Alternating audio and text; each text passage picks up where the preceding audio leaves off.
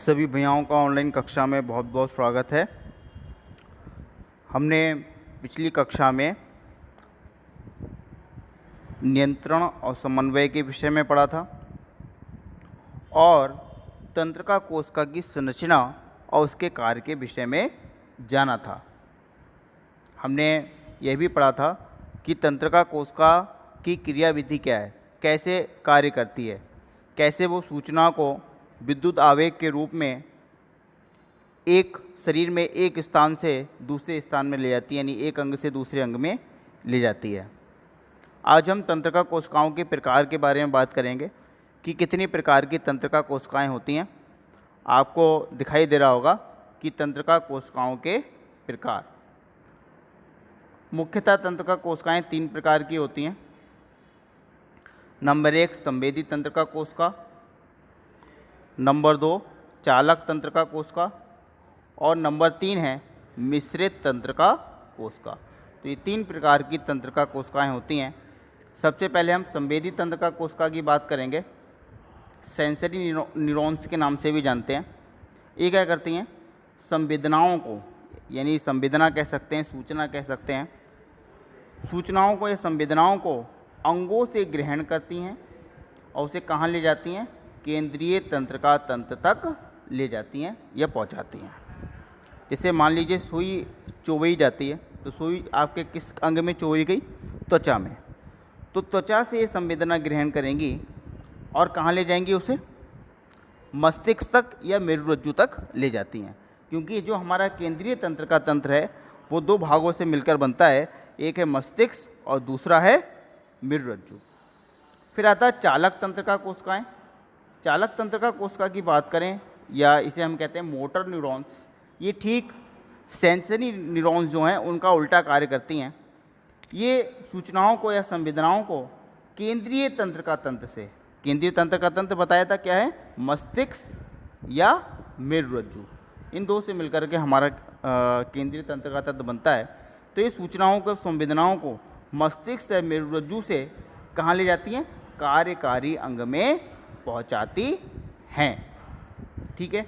फिर आती हैं मिश्रित तंत्रिका कोशिकाएं, या ऐसे कहते हैं मिक्स्ड न्यूरॉन्स। ये क्या करती हैं? ये संवेदी और चालक दोनों प्रकार की होती हैं और दोनों के बीच में संबंध स्थापित करती हैं। ठीक है, यानी संवेदी और चालक दोनों तरीके से कार्य करती हैं। तो आज हमें इस टॉपिक के माध्यम से प्रतिवर्ती क्रिया के विषय में पढ़ना था, रिफ्लेक्स एक्शन के बारे में पढ़ना था, इसलिए आपको ये तंत्रिका कोशिका के 3 प्रकारों के बारे में बताया गया, जो आपको प्रतिवर्ती क्रिया समझाने में मदद करेगा। तो रिफ्लेक्स एक्शन की बात करेंगे। रिफ्लेक्स एक्शन क्या है, प्रतिवर्ती क्रिया क्या है, इसके विषय में जानते हैं। मनुष्य में कुछ क्रियाएं अपने आप घटित होती रहती हैं। बहुत सी क्रियाएं जैसे खांसना, छींकना, इन पर हमारा कोई नियंत्रण है क्या? या हमारे मस्तिष्क का नियंत्रण है कि हम इसे रोक सकते हो? खांसना है, छींकना है, ये जो क्रियाएं हैं वो तो होनी है। सूर्य का प्रकाश हमारी आंखों में पड़ता है, तब क्या होता है? हमारी पलकें अपने आप झपक जाती हैं। ठीक है। हम जो है साइकिल से जा रहे हों रास्ते में और अचानक से सामने कोई आ जाए, एकदम से हमारा हाथ जो है ब्रेक पर चला जाता है और हम साइकिल को रोक लेते हैं। तो बहुत सारी क्रियाएं जो है स्वतः हो जाती हैं और हमें पता भी नहीं लगता है कि हमारे शरीर में ये सभी क्रियाएं पूर्ण हो गई हैं। तो ये सभी क्रियाएं कैसी क्रियाएं हैं? ये सभी क्रियाएं अनैच्छिक क्रियाएं हैं और ये क्रियाएं मेरुरज्जु की सहायता से संपन्न होती हैं। सबसे बड़ी बात है कि इसमें मस्तिष्क का जो है मस्तिष्क की सहायता से संपन्न नहीं होती हैं, बल्कि किसकी सहायता से संपन्न होती हैं? ये मेरुरज्जु की सहायता से संपन्न होती हैं। इन पर मस्तिष्क का कोई नियंत्रण नहीं होता है और ऐसी क्रियाओं को प्रतिवर्ती क्रियाएं कहते हैं। ठीक है। तो मनुष्य में वे सभी अनैच्छिक क्रियाएं जिस पर मेरुरज्जु का नियंत्रण है, मस्तिष्क का नियंत्रण नहीं है, वो क्या कहलाती हैं? प्रतिवर्ती क्रियाएं या रिफ्लेक्स एक्शन कहलाती हैं। मार्शल हॉल एक वैज्ञानिक थे। सन 1833 में सर्वप्रथम इन क्रियाओं के विषय में बताया था। प्रतिवर्ती क्रियाओं के विषय में मार्शल हॉल ने 1833 में बताया था। इसके बाद प्रतिवर्ती क्रियाओं के उदाहरण देखेंगे। ये प्रतिवर्ती क्रियाओं के उदाहरण हैं खांसना, छींकना, अच्छे भोजन को देखकर मुंह में पानी आना, किसी गर्म वस्तु पर हाथ की उंगली पड़ जाने पर हाथ का अचानक पीछे हटना, हॉर्न सुनकर अचानक चौंक जाना, आँखों के आगे अचानक कोई वस्तु आने पर पलकें बंद हो जाना। ये सब प्रतिवर्ती क्रियाओं के उदाहरण हैं। हम इन सभी क्रियाओं को जो है बहुत बार कर चुके हैं। हमें बहुत अच्छी तरह से जानकारी है कि इन पर मस्तिष्क का कोई नियंत्रण नहीं है, ये अचानक से होने वाली सभी क्रियाएं हैं। फिर बात करते हैं कि प्रतिवर्ती क्रियाओं के प्रकार। प्रतिवर्ती क्रियाएं दो प्रकार की होती हैं, एक सरल प्रतिवर्त या सिंपल रिफ्लेक्स कहते हैं, और एक उपार्जित प्रतिवर्त या एक्वायर्ड रिफ्लेक्स के नाम से इसे जानते हैं। सरल प्रतिवर्त क्या होता है?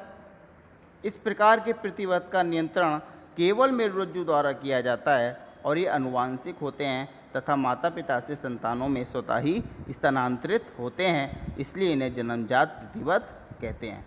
भाई ये जो सरल प्रतिवर्त हैं इनका नियंत्रण किसके द्वारा होता है? मेरुरज्जु के द्वारा, और ये आनुवांशिक होते हैं, माता पिता से उनकी संतानों में स्वतः जाते हैं और हम लोग जो है इसे सीखते नहीं हैं, बल्कि ये पहले से ही जब जन्म होता है बच्चे का तभी से वो सीखा हुआ होता है। ठीक है, जैसे छींकना है बच्चे को कोई नहीं सिखाता, खांसना कोई नहीं सिखाता, जमाई लेना कोई नहीं सिखाता। ये सब क्रियाएं जो हैं कैसी हैं? सरल प्रतिवर्त के उदाहरण हैं। ये सभी आनुवांशिक होते हैं, इन्हें सीखने की कोई ज़रूरत नहीं होती है। लेकिन कुछ प्रतिवर्त ऐसे होते हैं जिन्हें हमें सीखने की ज़रूरत होती है, और ऐसे सभी प्रतिवर्त उपार्जित प्रतिवर्त कहलाते हैं। ये कौन से उपार्जित प्रतिवर्त हैं? इस प्रकार के प्रतिवर्त का नियंत्रण मेरुरज्जु तथा मस्तिष्क दोनों के संयोग से होता है, और इस प्रकार के प्रतिवर्त जंतु द्वारा पहले सीखे जाते हैं, फिर स्वतः ही घटित होते रहते हैं। जैसे तैरना, ये भी प्रतिवर्त हमें सीखना पड़ता है। साइकिल चलाना, भोजन की सुगंध के आधार पर भोजन का पता लगाना, गाना, नृत्य करना, ये सब प्रतिवर्त के उदाहरण हैं, लेकिन इन्हें हमें पहले सीखना पड़ता है, तब हम ये कर पाते हैं। और इन उपार्जित प्रतिवर्त पर मेरुरज्जु और मस्तिष्क दोनों का नियंत्रण होता है। आगे देखते हैं। अब आता है प्रतिवर्त चाप। रिफ्लेक्स आर्च क्या है? रिफ्लेक्स आर्च की बात करेंगे तो संवेदी अंगों से प्राप्त सूचनाओं को संवेदी तंत्रिका कोशिका से मेरुरज्जु में तथा यहाँ से प्राप्त आदेशों को चालक तंत्रिका कोशिका द्वारा ऐच्छिक पेशियों तक पहुँचाने के मार्गों को प्रतिवर्ती चाप कहते हैं। फिर से एक बार पढ़ेंगे कि संवेदी अंग कौन कौन से? त्वचा है, ठीक है, कान है, नाक है, ये सब हमारी सूचनाओं को ग्रहण करते हैं, सभी संवेदी अंग हैं। यहाँ से जो सूचनाएं प्राप्त होती हैं, ठीक है, संवेदी अंगों से प्राप्त सूचनाओं को कहाँ ले जाता है? संवेदी तंत्रिका कोशिका से। भाई संवेदी अंगों में कौन सी कोशिकाएं होंगी? संवेदी तंत्रिका कोशिकाएं होंगी। संवेदी तंत्रिका कोशिका से मेरुरज्जु में, ठीक है, तथा यहाँ से प्राप्त आदेशों को चालक तंत्रिका कोशिका द्वारा ऐच्छिक पेशियों तक पहुँचाने के मार्ग को प्रतिवर्ती चाप कहते हैं, तथा इस संपूर्ण क्रिया को प्रतिवर्ती क्रिया कहते हैं। एक चित्र के माध्यम से हम इसे समझेंगे तब ज़्यादा समझ में हमें आएगी। ठीक है, आप देखेंगे ये प्रतिवर्ती चाप के घटक हैं। आप देखिए ये पूरा प्रतिवर्ती चाप बना हुआ है, और आप देख रहे होंगे कि ये भाप है, जो गर्म भाप है वो जो है हाथ की जो त्वचा है उस पर लग रही है, यानी जो ग्राही अंग है वो क्या है? हाथ की त्वचा है। हाथ की त्वचा के माध्यम से जो है, हाथ की त्वचा में जो आपकी संवेदी कोशिकाएं हैं, संवेदी तंत्रिका कोशिकाएं हैं, वो इस गर्म के अनुभव को, यानी जो गर्म लग रहा है हमें हाथ हटाना चाहिए, इस सूचनाओं को ले जा रही हैं। और कौन ले जा रही हैं? कौन सी तंत्रिका कोशिका सूचनाओं को ले जाती हैं? संवेदी तंत्रिका कोशिका जो है सूचना को ग्रहण करती हैं। ठीक है, तो उन्होंने ये सूचना को, यानी जो हाथ में गर्म भाप है, इस सूचना को किसने ग्रहण किया? संवेदी तंत्रिका कोशिका ने ग्रहण किया। अब संवेदी तंत्रिका कोशिका सूचना को ग्रहण करेगी तो कहाँ ले जा रही है? ये मेरुरज्जु है जो एच के आकार का है, यहाँ तक ले जा रही है।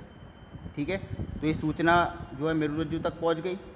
अब क्योंकि ये प्रतिवर्ती क्रिया है, इसका नियमन तुरंत होना चाहिए, वरना क्या होगा, हाथ हमारा जल जाएगा और हमें बाद में पता लगेगा।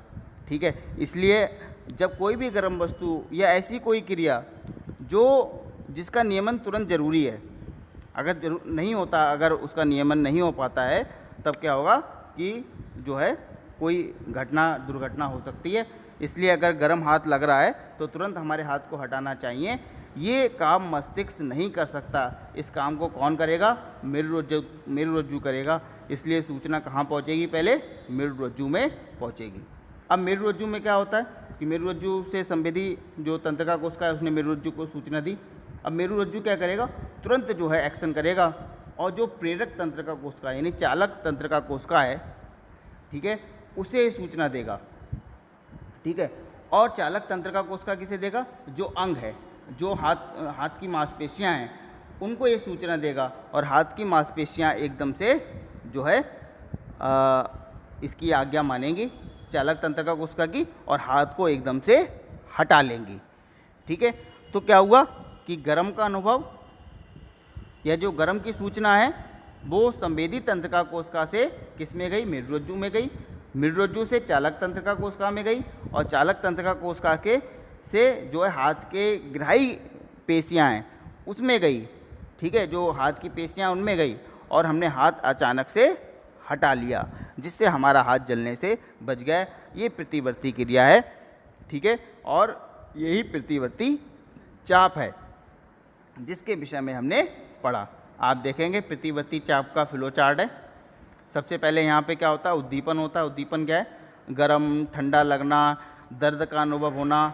ठीक है, ये सब जो है उद्दीपन है। ये साइकिल लेकर जा रहे हैं तो अचानक से सामने कोई आ जाना, सूर्य का प्रकाश जो है आँखों में एकदम से पड़ना, तो इन सभी क्रियाओं का नियमन तुरंत होना चाहिए। तो उद्दीपन हुआ तब क्या हुआ, ग्राही अंग यानी त्वचा है, कान है, इन सब में जो है ये सूचना गई। वह सूचना संवेदी न्यूरॉन में गई, संवेदी न्यूरॉन से मेरुरज्जु में गई, मेरुरज्जु से चालक न्यूरॉन में गई, चालक न्यूरॉन से कार्यकारी अंग में गई, कार्यकारी अंग में गई। तो ये पूरा जो मार्ग है वो क्या कहलाया, प्रतिवर्ती चाप कहलाया।